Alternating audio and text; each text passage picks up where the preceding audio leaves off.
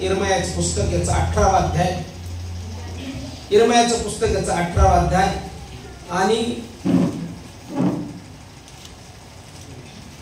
1 वचनापासून 11 वचनापर्यंत.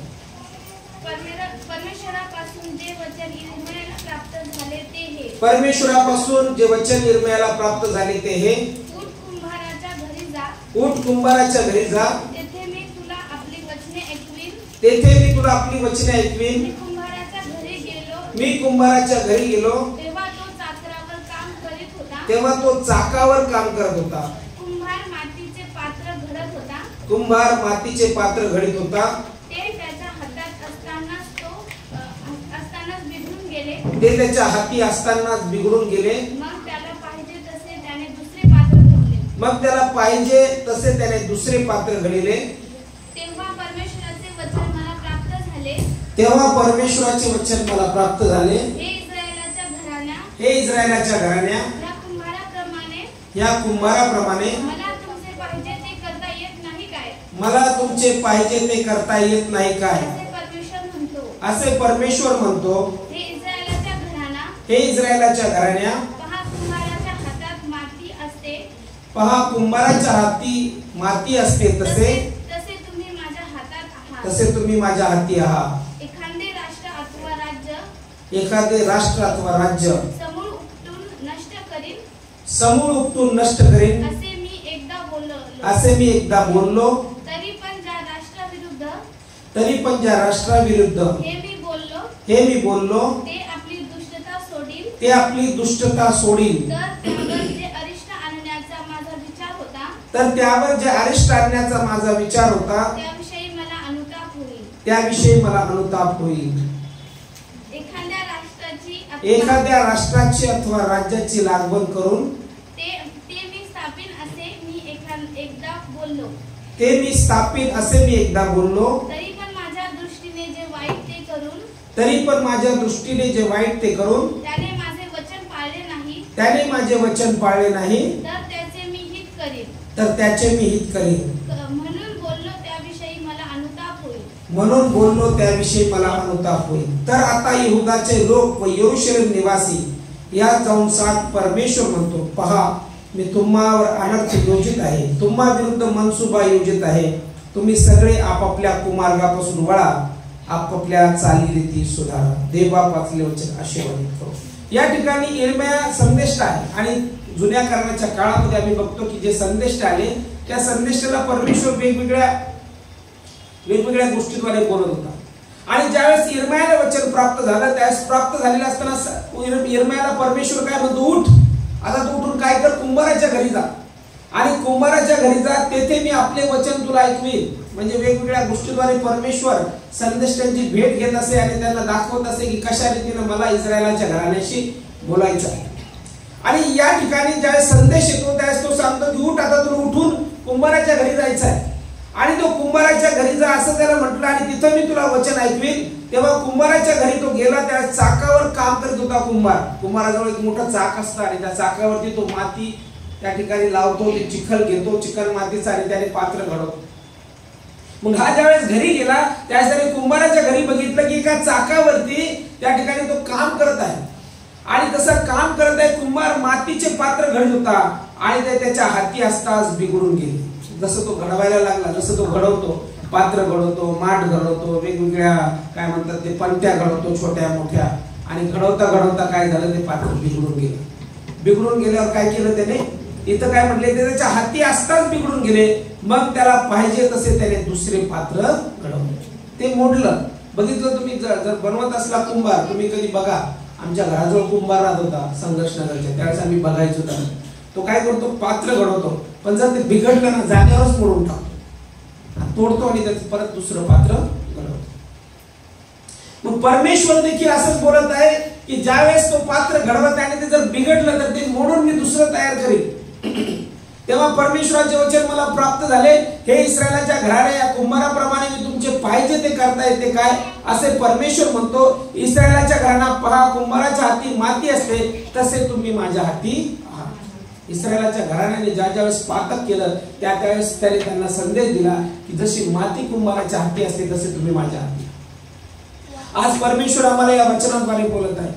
परवाच्या रात्री ज्यावेळेस मी वचन वाचत होतो त्यावेळेस हे वचन मला प्राप्त झालं आणि वचन प्राप्त झालेलं असताना परमेश्वर बोलत होता की हे वचन आता तुला शेअर करायचं आहे, याच्यासाठी तयार व्हा.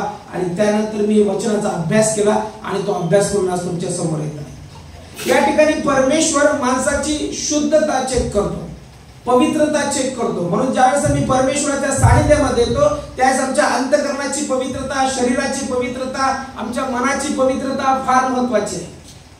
आम्ही जस्ट परमेश्वराच्या सानिध्यामध्ये येऊ शकत नाही. मी व्यभिचार करतो, मी जार कर्म करतो, पाप करतो, सर्व प्रकारच्या वाईट सवयी मला आहेत आणि त्या वाईट सवयी घेऊन जर मी देवाच्या सानिध्यात येतो तर ते पात्र बिघडले जाईल. आज मी कितीतरी सेवक लोक बघितलेले आहेत, कितीतरी लोक विश्वासणारे बघितलेले आहेत की ते फक्त चुकीच्या गोष्टीमुळे पडलेले आहेत. पवित्र शास्त्र देखील त्याबद्दल सांगतं की पवित्रता जर नसली तर स्त्री असो किंवा पुरुष असो तो पडतो आणि जर एकदा जर का तो पडला तर परत घडत नाही. म्हणून देवाच्या सानिध्यात येणाऱ्या प्रत्येकाने मनाची पवित्रता असली पाहिजे. या ठिकाणी तो काय म्हणतो, ते पात्र मी तोडतो आणि त्याचे दुसरे पात्र घडवतो आणि जसं माती कुंभाराच्या हाती आहे तसे तुम्ही माझ्या हाती आहात.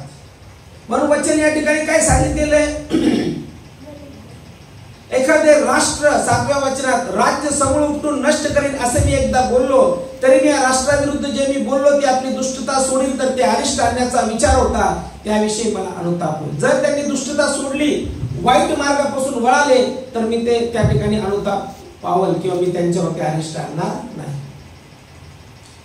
आणि महत्वाचं वचन या ठिकाणी 11वं सांगितलेलं आहे, तर आता यहुदाचे लोक व यरूशलेम निवासी आज जाऊन सांग, परमेश्वर म्हणतो, पहा मी तुम्हावर अनर्थ योजित आहे, तुम्हा विरुद्ध मनसुबा योजित आहे. तुम्ही सगळे आपापल्या कुमार्गापासून वळा आणि आपल्या चालीरीती सुधारा. हे स्पष्ट वचन आलेलं आहे इस्रायलासाठी. ते वचन आज आमच्यासाठी लागू होतं आणि ते वचन हे आहे की आता कुमार्गापासून वळा व आपल्या चालीरीती सुधारा. आज जर आम्ही जगामध्ये बघितलं तर जगामध्ये सगळी विचित्रता चालू आहे. तुम्ही जर न्यूजपेपर वाचत असाल, तुम्ही जर बातम्या बघितल्या असत्या, त्या बातम्यामध्ये तुम्हाला पाहायला वाटतं की सध्या बलात्कार जास्त वाढत आहे, चुकीचे अनैतिक संबंध जास्त वाढत आहे. आताची एक रिसेंटली घटना आहे की एका बाईने, एक वयस्कर बाईने, 50 वर्षाची ती बाई असेल, तिच्या प्रियकर म्हणजे जो 30 किंवा 32 वर्षाचा प्रियकर आहे त्याच्या बरोबर मिळून त्या व्यक्तीचा म्हणजे तिच्या पतीचा तिनं फार निघून हत्या केली, खून केला. तुम्ही ऐकत असाल ते बातम्यामध्ये, पुण्याला घडलंय वाटतं. फार भयानक रीतीने तिनं त्याला मारून टाकलं. कशासाठी? अनैतिक संबंधासाठी. एका मुलावरती प्रेम होतं. आज जगामध्ये काय दुष्टता वाढत आहे, शरीराची वासना जास्त वाढत आहे आणि शरीराच्या वासनेमध्ये लोक अडकल्या जातात की देहाची वासना फार काळ टिकणार नाही. देहाची वासना 60 किंवा 70 वर्ष आहे, 80 वर्ष आहे, त्याच्यानंतर आमचा मृत्यू होणार, पण आम्ही नंतर त्याच्या न्यायास. हालेलुया. म्हणून मनाची शुद्धता, शरीराची पवित्रता फार आवश्यक आहे. तुम्ही देवाची जर सेवा करता आणि प्रार्थना करता तर सर्वप्रथम ही प्रार्थना करा की देवा, माझं मन, माझं अंतःकरण जसं शुद्ध आहे तसं माझं शरीर देखील शुद्ध असायला पाहिजे. जसं मी जीवन जगतो परमेश्वर, माझं पावित्र्य मी ठेवलं पाहिजे. कारण की जर पावित्र्य नसलं तर चुकीच्या गोष्टीकडे कल वळतो. म्हणून मी ब्रदर सिस्टर काही मानत नाही. मी तुम्हाला सांगितलं ना, जर रक्ताची बहीण तरच रक्ताची बहीण आणि रक्ताचा भाऊ तरच रक्ताचा भाऊ किंवा ब्रदर सिस्टर जे मानतात तरुण मुलं, त्यांना मी एकत्रित येऊ देत नाही. काय एकत्रित येऊ देत नाही? शरीर आहे, कधी पण धोका देऊ शकते. म्हणून त्याला मी काही मानत नाही. काय म्हणतात ना, मी सिस्टर आहे, ब्रदर आहे, फिरू द्या, काय फरक पडत नाही. Sister sister make me mister, असं काही झालं नाही. होत बऱ्याचशा घटना मी ऐकलेल्या. बरेचसे लोक पापात पडलेले आहेत. शरीर आहे, कधी धोका देत सांगता येते. कारण की जे मी बाहेरून घेतो, दारू बाहेरून पिऊ शकतो, सिगारेट बाहेरून ओढू शकतो, काही जे करायचं ते बाहेरून मी करू शकतो, व्यसन करायचं. पण जे सेक्स आहे किंवा ज्याला म्हणतो की लैंगिक इच्छा जी आहे, ती लैंगिक इच्छा जर मी पुरुष आहे तर माझ्या आतून आहे, जर स्त्री आहे एखादी तर स्त्रीच्या आतून ती इच्छा आहे. म्हणून त्या इच्छेला कंट्रोल करणं फार गरजेचं आहे आणि ती कंट्रोल करणं फार फार अवघड जातं लोकांना. आणि त्याच्यामुळेच आम्ही बघतो समाजामध्ये खून वाढत आहे, समाजामध्ये अनैतिक संबंध वाढत आहे आणि अनैतिक संबंध हे शरीरासाठी आणि देवाच्या राज्यासाठी आणि आपल्या स्वतःच्या पावित्र्यासाठी फार घातक आहेत. कारण हे आपल्याला नरकाच्या दिशेने घेऊन जात आहेत. आपलं जीवन सुधारल्या जाणार नाही. म्हणून परमेश्वराचं वचन या ठिकाणी सांगतं की कुमार्गापासून वळा. म्हणून आताच वेळ आहे की त्या वेळेमध्ये आम्ही पूर्णपणे सुधारलं पाहिजे. कालची ज्यावेळेस घटना मी ऐकत होतो त्यावेळेस सुन्न झालं मन. एक माणूस जो गुंड प्रवृत्तीचा, त्याने 3 लग्न केले आणि एका अल्पवयीन मुलीवरती बलात्कार केला, तिची हत्या केली आणि तिला झाडीमध्ये फेकून दिलं. कुठून आली ही मानसिकता? कुठून आली मानसिकता? म्हणजे देवा, दुष्टाचं कार्य किती वाढत आहे, किती लोक अपवित्र विचाराचे झालेले आहेत, किती लोकांच्या डोक्यामध्ये दुष्टता भरलेली आहे. म्हणजे लहान लेकरांना देखील ते सोडत नाही. हे दुष्टाचं काम आहे. म्हणून दुष्ट प्रवृत्ती लोकांमध्ये वाढत आहे. का? कारण की ते दुष्टाईकडे वळत आहेत, त्या गोष्टी जास्त बघतात, त्या गोष्टी ते करण्याचा प्रयत्न करतात, म्हणून दुष्टाईकडे त्यांचा कल वाढतो. आणि इस्रायलाच्या घराण्यांना जसं परमेश्वर ताकीद देतो, तशीच तो ताकीद आज आम्ही सगळे बसलेलो आहोत, आम्हाला देखील देतो की नवीन वर्षामध्ये आम्ही ज्यावेळेस जात आहोत, तर त्यावेळेस आम्ही नवीन वर्षामध्ये जात असताना आमचं शरीर, आमचं मन अधिक पावित्र्यामध्ये चालावं यासाठी आम्ही प्रार्थना केली पाहिजे. आम्ही सगळ्या गोष्टीसाठी प्रार्थना करतो, आरोग्यासाठी प्रार्थना करतो, बरं होण्यासाठी प्रार्थना करतो, देवा सामर्थ्य दे याच्यासाठी प्रार्थना करतो. पण मी तर म्हणतो की आमचं शरीर आणि आमचं मन, आमचं जीवन अधिक पवित्र असावं यासाठी प्रार्थना. Hallelujah, hallelujah, hallelujah. म्हणून या ठिकाणी म्हणलेलं आहे की ज्यावेळेस तो संदेश देतो त्यावेळेस तो म्हणतो की ते मातीचं पात्र त्याच्या हाती असतानाच ते बिघडून गेलं. पण ते बिघडलं का? कारण की त्याने काहीतरी पाप केलं, चूक केली. ते एक अलंकारिक रीतीने आहे आणि त्यामुळे त्याने काय केलं, ते व्यवस्थित न झाल्यामुळे त्याला मोडून काढलं आणि पुन्हा त्याला पाहिजे तसं दुसरं घडवलं. मग परमेश्वराने आमचं जीवन जर निवडलेलं आहे तर त्या जीवनाला पूर्ण आकार द्यावा, ते मोडून जाऊ नये. काही लोक अर्ध्यातच मोडून जातात, अर्ध्यातच सोडून जातात, अर्ध्यातच त्यांचं जीवन पूर्णपणे तुटून जातं. पवित्र शास्त्र आम्हाला पातकाबद्दल ताकीद देतं. बऱ्याचशा वेळेस संदेश येतात, बऱ्याचशा वेळेस प्रॉफेसी येतात, पण खरी प्रॉफेसी तर मी तर तुम्हाला सांगतो ती ही आहे की आमचं जीवन आम्ही अधिक परमेश्वराच्या कार्यासाठी समर्पित करावं आणि अधिक पवित्रतेमध्ये चालावं. दाविदाबद्दल प्रत्येकाने ऐकलेलं आहे, पण दावीद असं म्हटलेलं की दावीद देवाच्या मनासारखा होता. दाविदाच्या जीवनामध्ये दाविदाने चांगलं ते काम केलं, दाविदाने देवाला स्तुती केली, पण दावीद देखील एका ठिकाणी चुकलेला आहे. आणि तेच या ठिकाणी नमूद केलेलं आहे की जसं की त्याने स्वतःच्या शरीरावरती कंट्रोल केलं नाही, त्याला सगळं काही प्राप्त होतं, पण तरी देखील त्याने परस्त्रीवर नजर ठेवली आणि त्यामुळे त्याच्या घराण्यामध्ये तलवार चालली असं म्हणले. जर आम्ही बघितलं पहिले शमूएल याचा 12वा अध्याय आणि त्याच्या काही वचनामध्ये जर आम्ही बघितलं तर नाथान संदेश दाविदाकडे येतो आणि कशा प्रकारे त्याचं तारण करतो हे सांगितलेलं आहे. दुसरे शमूएल याचा 12वा अध्याय आणि काही वचन मी आपल्यासाठी वाचतो 1 ते 7 पर्यंत. मग परमेश्वराने नाथानास दाविदाकडे पाठवले. तो त्याचकडे जाऊन म्हणाला, एका नगरात 2 मनुष्य राहत होते, त्यातला एक श्रीमंत व दुसरा गरीब होता. त्या श्रीमंत मनुष्याची मेंढरे व गुरे विपुल होती, पण त्या गरीबापाशी एक लहानशी मेंढी खेरीज काहीच नव्हते. ती त्याने विकत घेऊन तिचे संगोपन केले. त्याचबरोबर व त्याच्या मुलाबाळाबरोबर लहानाची मोठी झाली. तो त्याच्या घासातला घास खात असे, त्याच्या पेल्यातला पाणी पित असे व त्याच्या उराशी निजत असे. ती त्याची मुलगीच बनली होती. एकदा त्या श्रीमंताकडे एक पाहुणा आला, तेव्हा त्याच्याकडे आलेल्या त्या पाहुण्यासाठी भोजन करावे म्हणून त्याने आपल्या शेरडा मेंढरातून अथवा गाई बैलातून एखादे न घेता त्या गरीब मनुष्याची ती मेंढी घेऊन आपल्या पाहुण्यासाठी भोजन तयार केले.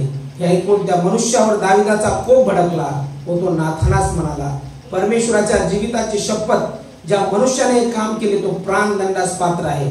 त्याने कृत्य केले व त्याला काही दयामाया वाटली नाही, म्हणून त्याने त्या मेंढीचा चौपट बदला दिला पाहिजे. आज नाथान आला, पण सरळ सरळ त्याला बोलत नाही, अलंकारिक भाषेमध्ये सांगत आहे. आणि ज्यावेळेस नाथान संदेशला बोलत आहे त्यावेळेस त्याला तारण करत आहे की तू पाप केलेला आहेस, तू चूक केलेली आहेस. आणि या ठिकाणी नाथान संदेशला काय सांगतोय की व्यक्ती होता आणि तो फार गरीब होता आणि दुसरा व्यक्ती जो होता तो फार श्रीमंत होता. त्याजवळ पुष्कळ मेंढरे आणि पुष्कळ गुरंढोरे होती, सगळं काही विपुल होतं. पवित्र शास्त्र काय सांगतंय, एका गरीबापाशी फक्त लहानशी मेंढी होती आणि त्या मेंढी खेरीज त्याच्याजवळ काहीच नव्हतं. आणि पवित्र शास्त्र या ठिकाणी स्पष्ट बोलतं की ती त्याचबरोबर त्याच्या मुलाबाळाबरोबर लहानाची मोठी झाली. ती त्याच्या घासातला घास खात असे, प्याल्यातून पाणी पित असे व त्याच्या उराशी निजत असे. ती त्याची मुलगीच बनली होती.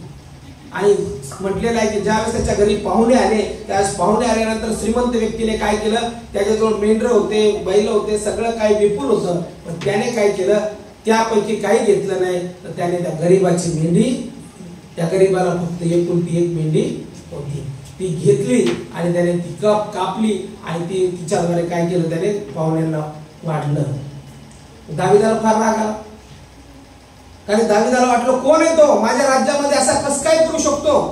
आणि दावीद काय बोलायला लागला, दाविदाने हे ऐकलं त्यास तो काय म्हणतो, त्याच्यावर कोणतीच दयामाया केल्या जाणार, कारण त्याने चूक केलेली आहे. चूक ती चूक.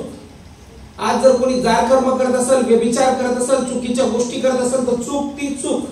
त्या चुकीला पडदा टाकायचा नाही. काही लोक काय करतात, सपोर्ट करतात, चुकीच्या रिलेशनशिपला सपोर्ट करतात. काही कोणी चूक करायला लागलं, काय नाही होत आता, काहीतरी प्रेम आहे त्यांचं. कशाचं प्रेम? चुकीचं प्रेम कधीच नसतं. प्रेम असतं पती पत्नीचं. कोणाचं असतं प्रेम? पती पत्नीच्या व्यतिरिक्त प्रेम नसतं. शारीरिक प्रेम राहिलं, मग आई बापाचं प्रेम ते वेगळं प्रेम, माझ्या मुलाचं प्रेम ते वेगळं प्रेम, माझ्या बहिणी बरोबर असेल सख्खी बहीण तिच्यावरचं प्रेम वेगळं प्रेम, मंडळीवरचं प्रेम हे वेगळं प्रेम, आणि देवाचं प्रेम आगापे प्रेम. प्रेमात फरक आहे. सगळे प्रेम सारखे. आजकाल काय झालेलं आहे, कोणी कोणाकडं बघतं त्यास वेगळ्याच नजरेत बघतं. बाईला बाया बसलेल्या आहेत तेवढ्या लेडीजला तर माणसाची एक नजर पण समजून जाते, हा व्यक्ती कसा माझ्याकडे बघत आहे. त्यांना दानच देवाने दिलेलं आहे. तुम्हाला सांगण्याची गरज नाही, तुम्हाला देवाने ते दान दिलेलं आहे. तुम्ही एका नजरेत माणसाला ओळखू शकता की हा माणूस चांगला आहे की वाईट आहे. तुम्ही लगेच सांगता बाळासाहेबांची नजर व्यवस्थित नाही, तुमच्यामध्ये आहे. या ठिकाणी काय म्हटलेलं आहे की एकच मेंढी त्याच्याकडे होती, आणि ती मेंढी सुद्धा त्याने काय केली, त्या गरीबाची मेंढी कापून खाल्ली. आणि खाल्ल्यानंतर तो काय म्हणतो की आता दाविदाला फार राग आला, आणि दावीद काय म्हणतो की ज्याने हे कृत्य केलं आहे त्या मेंढीचा चौपट त्याने बदला दिला पाहिजे. चौपट बदला दिला पाहिजे. आता कोण आहे हा पुरुष? Very good. नाथान दाविदास म्हणाला, तो मनुष्य तूच आहेस. कोण आहेस? तूच आहेस. काय हादरा बसला असेल त्याला? इतका न्याय करणारा राजा जो राजगादीवर बसलेला आहे, आणि तो स्वतः सांगतो की कोणी केलंय, मी त्याची पाहतोच सोय आता. आणि संदेश त्याला म्हणतो, तूच तो, तू पाप केलायस, तू पाप केलायस. आज आम्ही चेक करणं गरजेचं आहे. माझं जीवन मला चांगलं माहिती आहे, आणि कोणाला? देवाला माहिती. म्हणून मला सांगण्याची गरज नाही तुम्हाला, मला सांगण्याची गरज नाही. तुम्ही कसे आहात हे तुम्हाला चांगलं माहिती आहे, आणि देवाला चांगलं माहिती. माझ्या समोर तुम्ही एकदम दूध दिसता, घरी काय मला काय माहिती नाही. घरी दूधच आहे की भूत आहे काय माहिती. एकांतात असतात त्यावेळेस नेमकं काय करता ते मला माहिती. तरुण मुलं काय करतात एकांतात ते मला माहिती. मोबाईल वरती तुम्ही काय पाहता ते मला माहिती. म्हणून अनैतिक चुकीच्या गोष्टी, ज्या गोष्टी अश्लील आहेत त्या गोष्टी आमच्यासाठी नाहीत, आमच्यासाठी पावित्र्याच्या गोष्टी.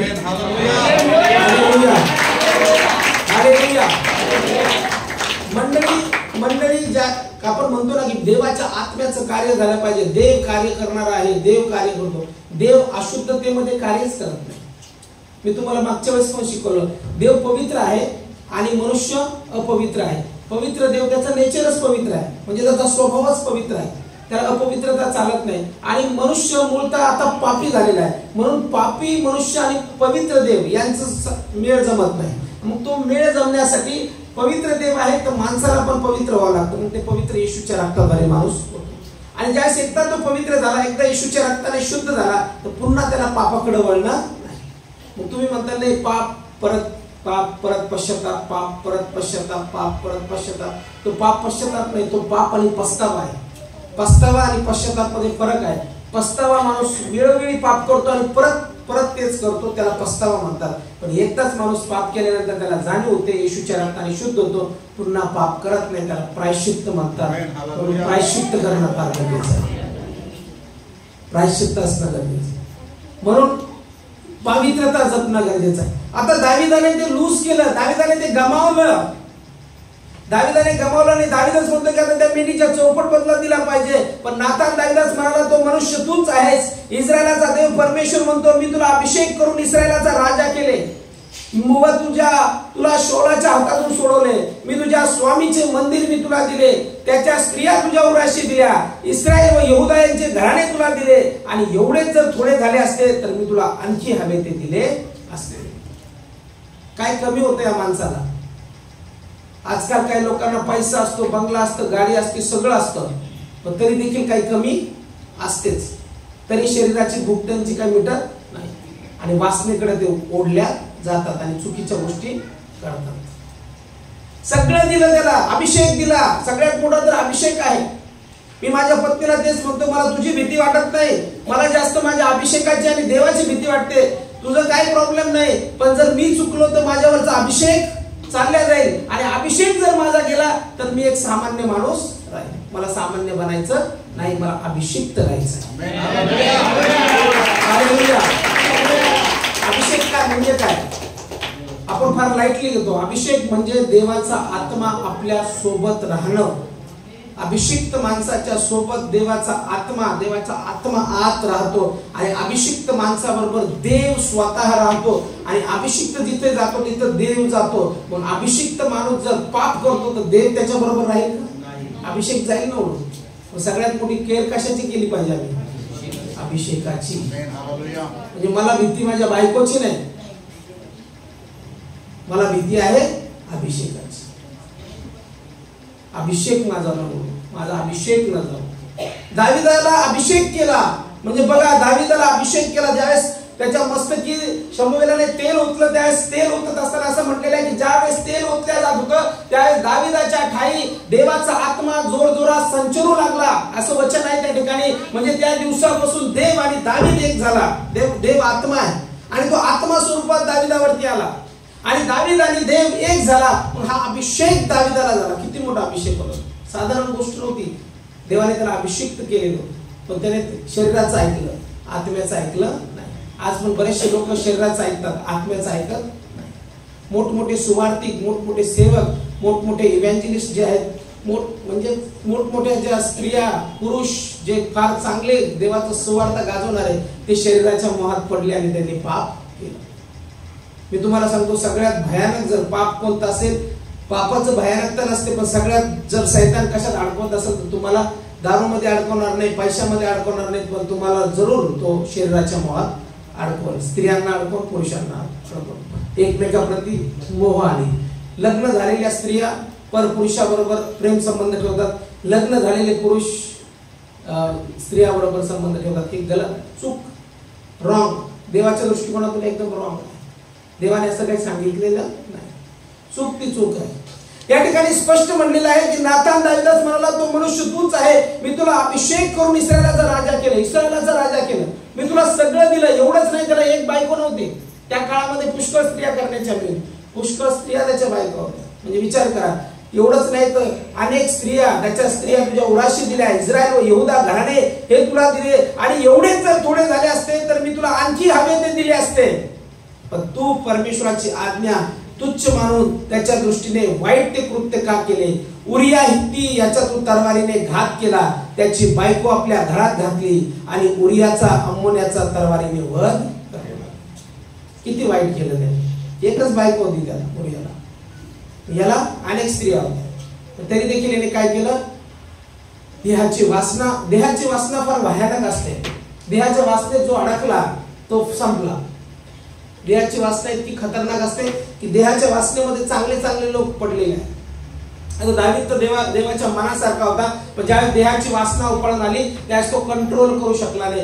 म्हणून देह आपल्याला कंट्रोल करता आला पाहिजे, आपलं शरीर आपल्याला कंट्रोल करता आलं पाहिजे. जर शरीर तुम्हाला कंट्रोल करता आलं नाही, विचार आणि भावना कंट्रोल करता आले नाही, तर तुम्ही पापात पडताल. आणि ज्यावेळेस तुम्ही पापात पडताल त्यावेळेस तुमचा अभिषेक चालला जाईल आणि अभिषेक गेला म्हणजे तुम्ही शून्य आहात. म्हणून जे लोक घडी घडी वेळोवेळी अशा पापात पडतात त्यांच्याकडे तुम्ही बघा, त्यांच्या चेहऱ्यावरती तेज नसतं, ते निस्तेज असतात. त्यांच्या प्रार्थना सफल होत नाही. ते किती ओरडा बॉम्बला काही करा, लोळून प्रार्थना करा, त्यांचं काही होत नाही. का? कारण की त्यांच्या जीवनात पाप असतं. हा माणूस असा कसा? त्या माणसाचं लाईफ चेक करा, मग तुम्हाला कळेल तो माणूस असा कसा आहे. म्हणून मला असं आवडत नाही हा ब्लड ऑफ जीसस, देव पवित्र आहे. काही लोक जास्त ओव्हर ऍक्टिंग करतात ना. हसा खेळा मस्त राहा, बिंदास्त बोला, पण पाप करू नका.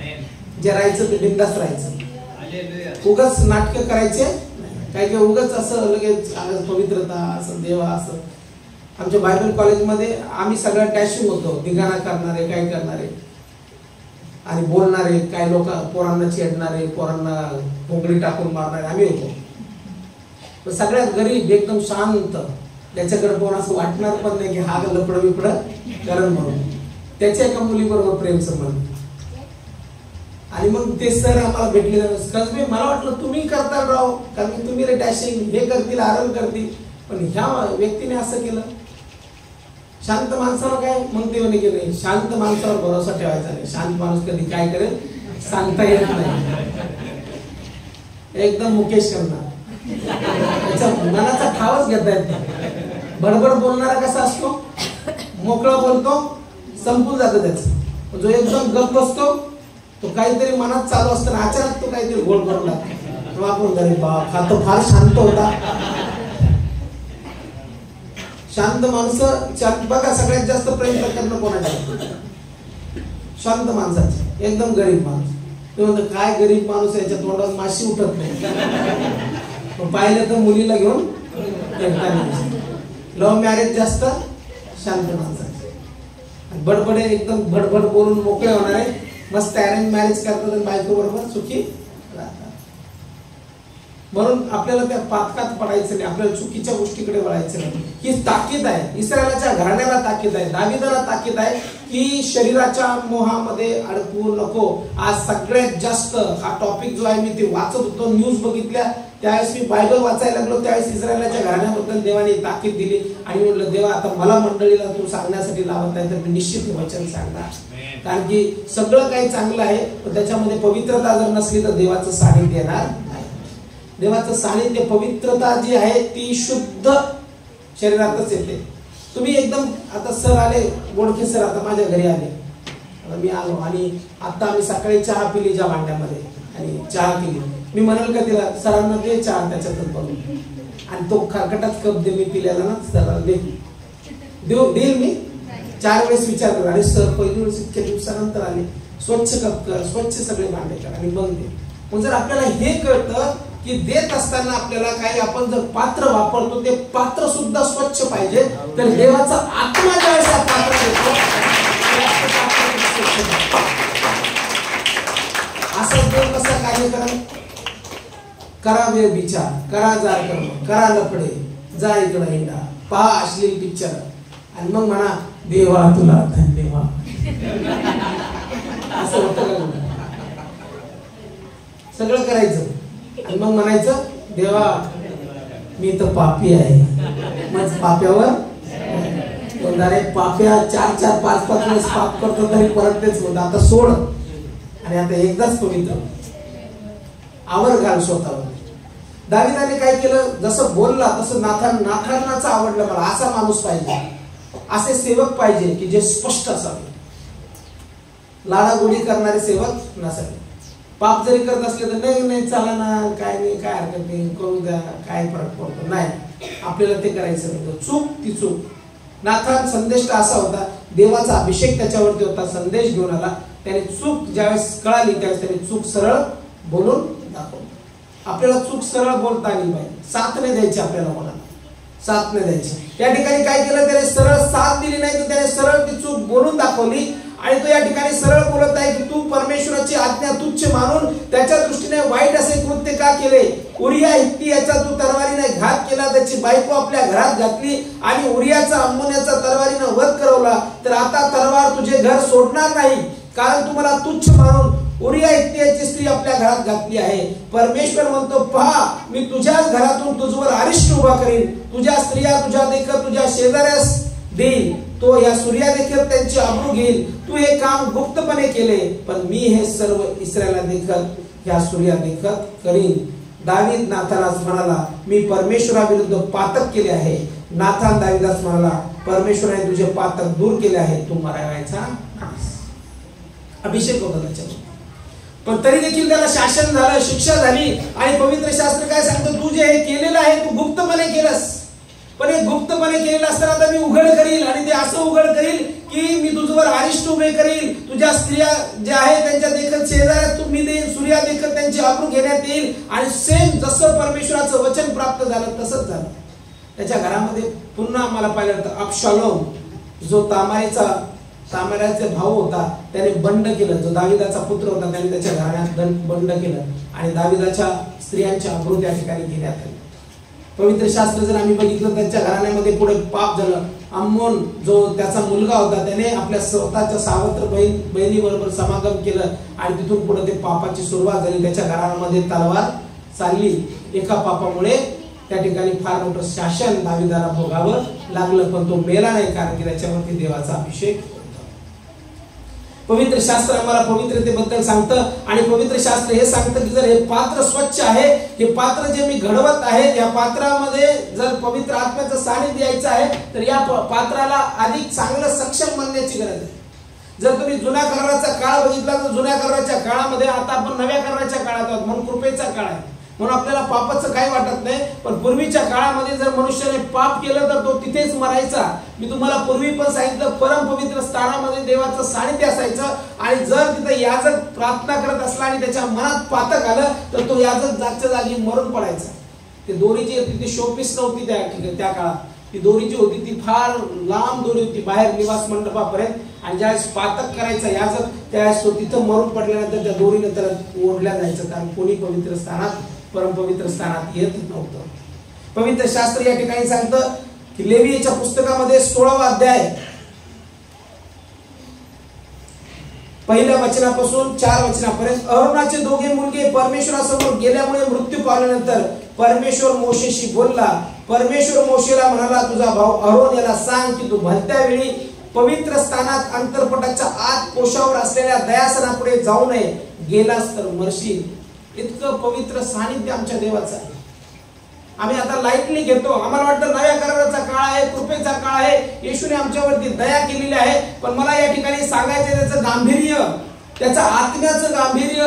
ज्यावेळेस पवित्र आत्मा आमच्यावर येतो त्यावेळेस तो पवित्र म्हटलेला आहे. देवाचं आत्म्याचं सामर्थ्य पवित्र आहे आणि जो पवित्र आत्मा जो आमच्यामध्ये वस्ती करतो त्याला अशुद्धता चालत नाही, शुद्धता चालते.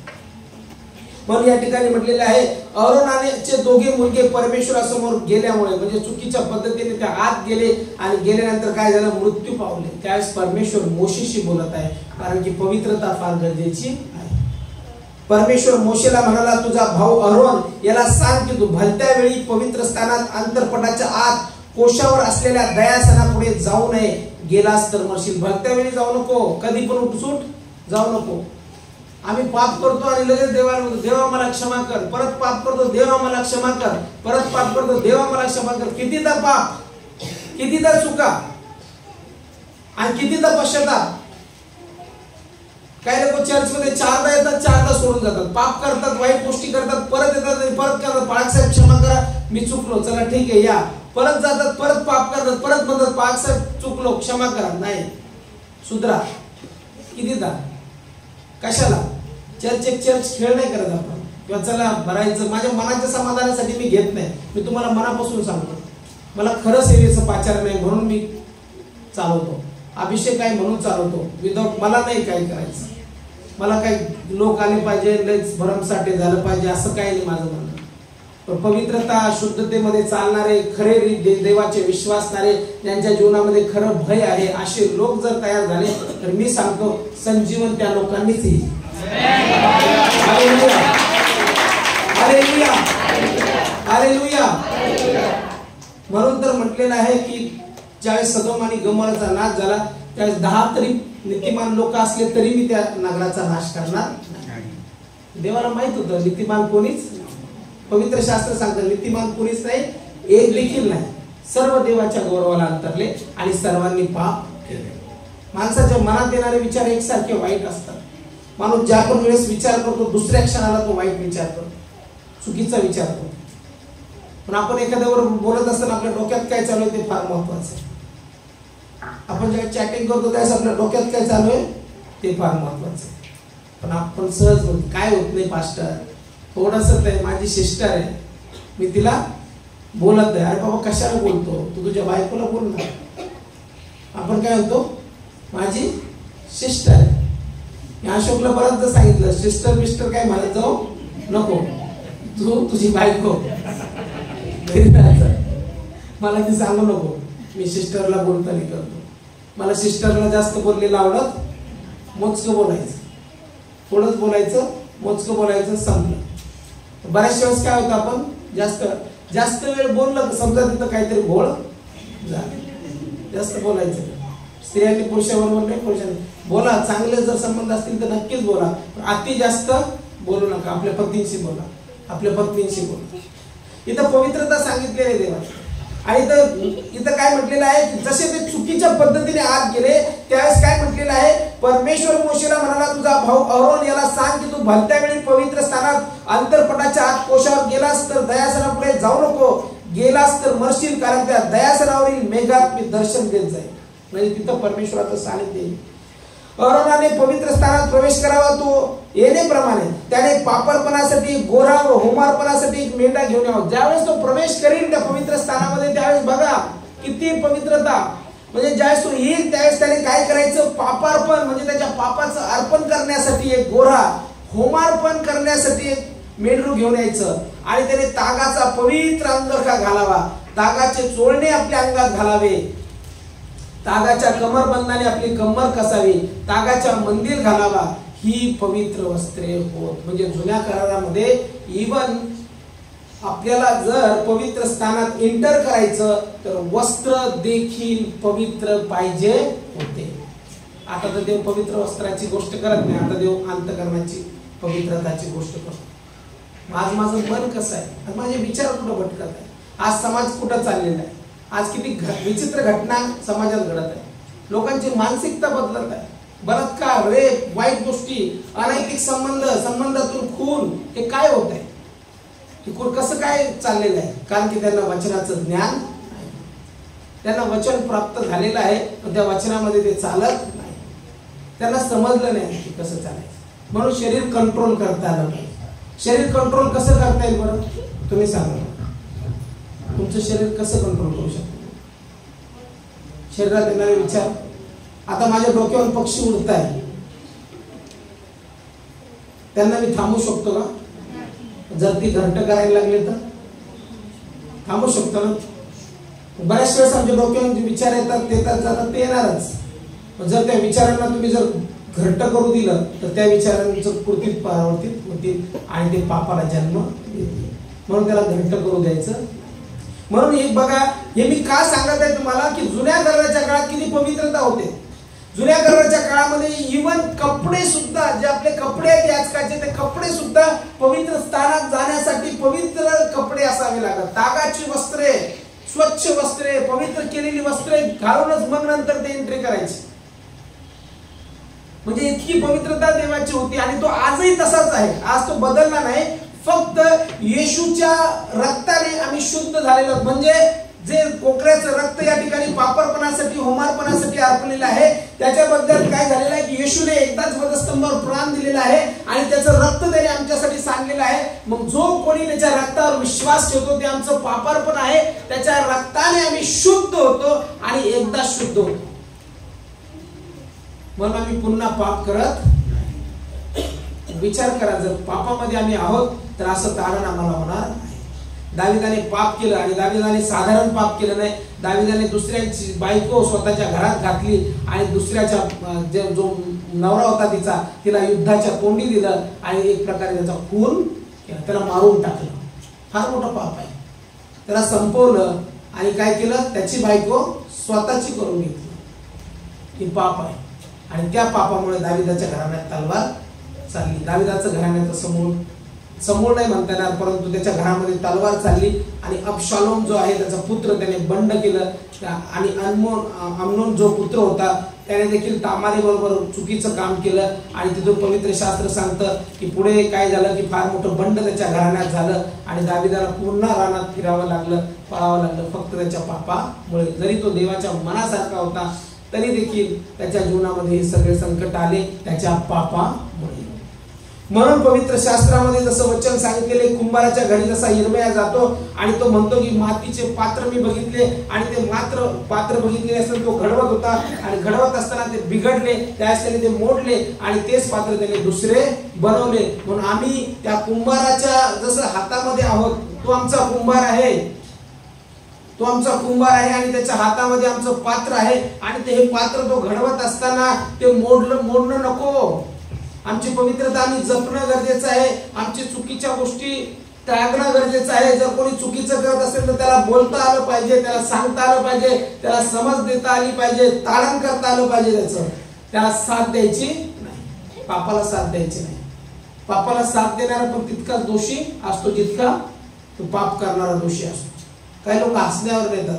हसण्याची गोष्ट नाही, फार सिरियस गोष्ट आहे, गांभीर्याची गोष्ट आहे की जे पात्र आहे, आम्ही देवाच्या हातामध्ये असलेले पात्र आहोत आणि तो आम्हाला घडवत आहे, ते बिघडून जाऊ नये आणि ते पूर्णपणे देवाच्या पवित्र सानिध्याने भरावे. म्हणजे आम्ही जसं देवाचे लोक या ठिकाणी जसं वर्शिप करत होते ब्रदर, ते म्हटले एक शब्द की आता देव हाताने बांधलेल्या मंदिरात राहत नाही, आता देव राहतो शरीर रूपी मंदिरात. म्हणजे आता देव या शरीरात राहतो, म्हणजे आत्मा स्वरूपात तो आमच्यात राहतो. मग हे मंदिर किती पवित्र पाहिजे.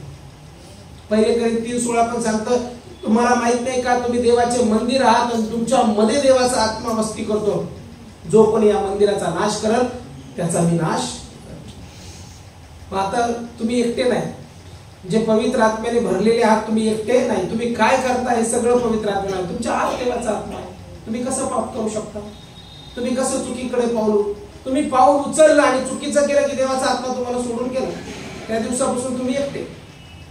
अभिषेक फार महत्वाचा आहे, पवित्रता फार महत्वाची आहे. म्हणून या नवीन वर्षामध्ये जसं आपण एंट्री करत आहोत, 3 तारखेपासून आपण उपास आणि प्रार्थना करणार आहोत 15 दिवसासाठी.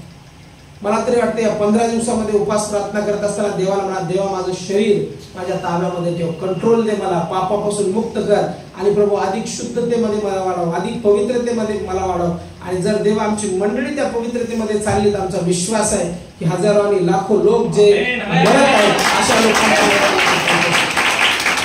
आणि त्या आत्म्याचं कारण होईल.